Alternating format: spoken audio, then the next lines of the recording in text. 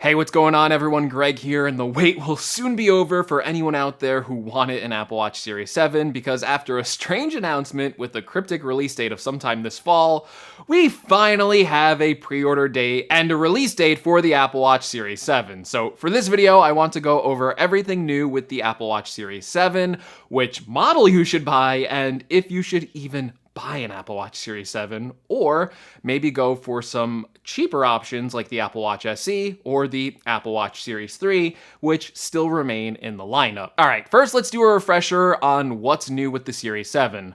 First of all, let's start with the biggest change, and that is the new design. The Series 7 is a refinement over the Series 6, with what Apple says is a softer, more rounded design, and a bigger display on both models.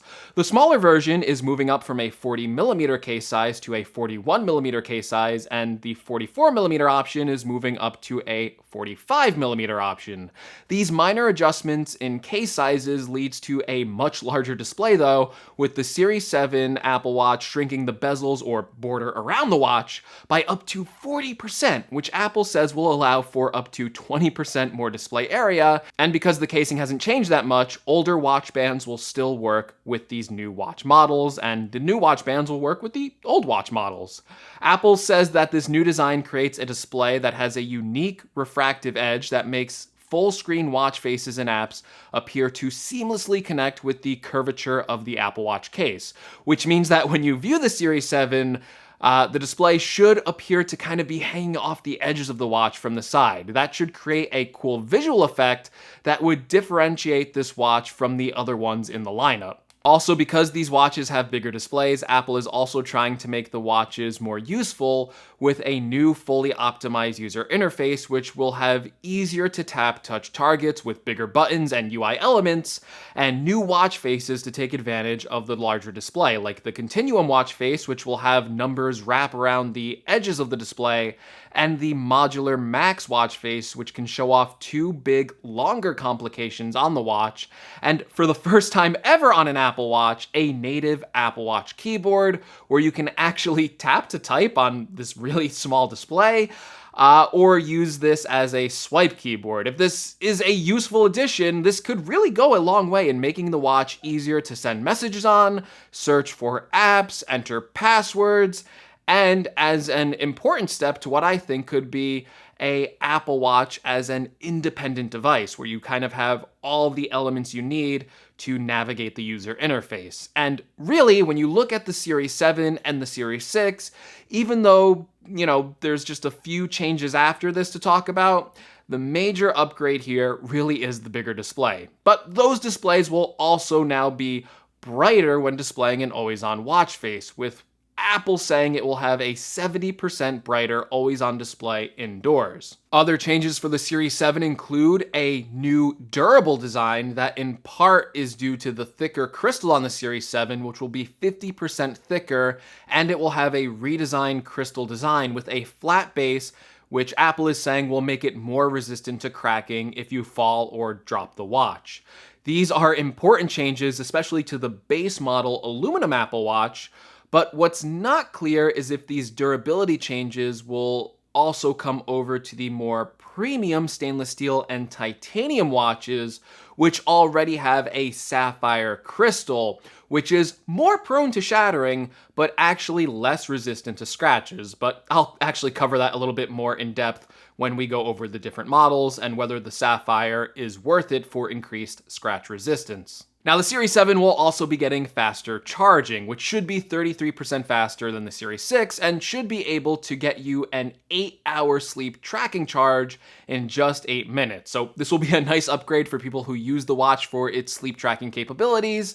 And this will also be the first Apple Watch to ship by default with a USB-C to Apple Watch charging puck. And it sounds like this cable will be necessary to get the faster charging speeds that the Series 7 offers. Now don't be fooled, the Series 7 may be listed as having a new S7 chip, but when you dig into the tech specs, you can see that they are exactly the same as the Series 6 chip. So the Series 7 will have no speed improvements and should perform exactly the same as the Series 6. This is the second time in a row that Apple has skipped upgrading the performance of the chip, with the Series 5 having the same exact performance as the Series 4, and now the Series 6 having the same exact performance as the Series 7, which may actually indicate that the Apple Watch chip upgrade cycle is actually on a 2-year timeline schedule compared to the iPhones, where they get a speed improvement every single year with the A series chips. Finally, the Series 7 will also get some new color finishes, with the aluminum model now shipping with 5 colors: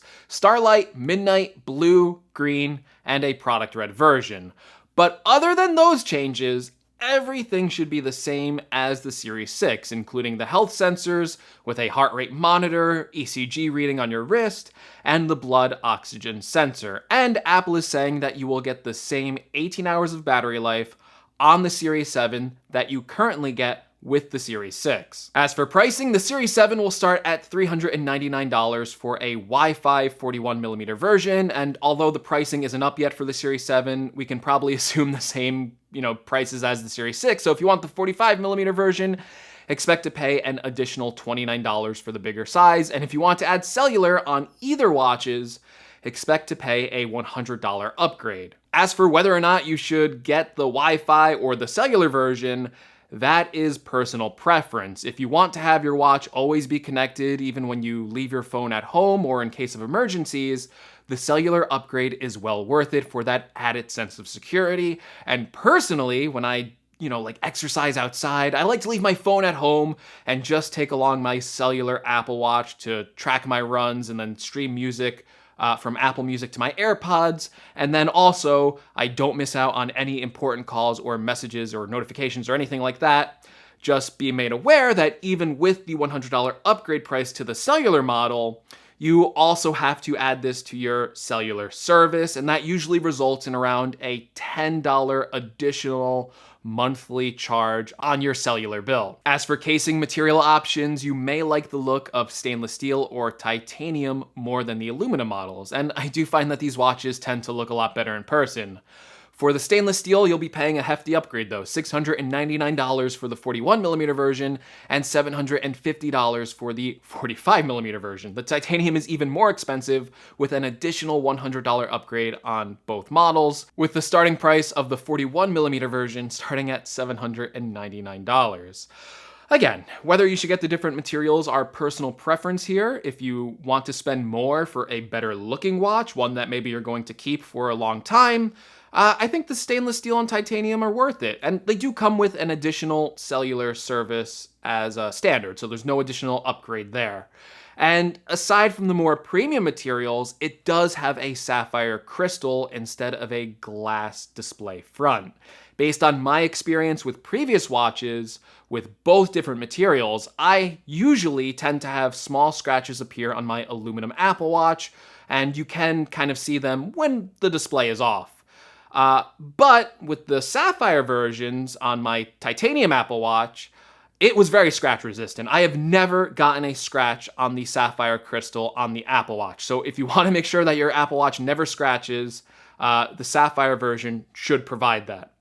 As for when you can get this watch, pre-orders start on Friday, October 8th at 8 a.m. Eastern Standard Time. And if you want a watch on day one, make sure you get your pre-order in on that day, as this Apple Watch has already faced production delays, so there may not be a huge amount of these watches available at launch. As for when you can go and pick these up in stores, you can do that starting Friday, October 15th, which is 1 week after pre-orders. All right, let's cover some buying advice. Now, if you have an Apple Watch Series 6, I really don't think there's a huge reason to go out and run to upgrade to an Apple Watch Series 7. The bigger display sounds nice, but other than that, we're not dealing with a generational chip change here, so the Series 6 and Series 7 should probably receive the same amount of software support and updates. And even if you're on like the Series 5 with the always-on display, there really may be little reason to upgrade here. But if you are on a Series 4 or older, I actually think this is a good time to upgrade for the new design and all of the features you missed out on over the previous years. Okay, what about another option? Maybe you don't have enough money for a Series 7. Well, there's two other watches in this lineup still, the Apple Watch SE and the Apple Watch Series 3. For the SE, I think this is a great watch to buy if you're looking to save some money, and if this is your first Apple Watch. You get the most important features out of the Apple Watch, like activity tracking, heart rate monitoring, along with fall detection. Even if you lose out on the ECG and blood oxygen sensors, I think for most users, you really don't need those features, especially if you are young and healthy or you don't have a family history of heart-related issues.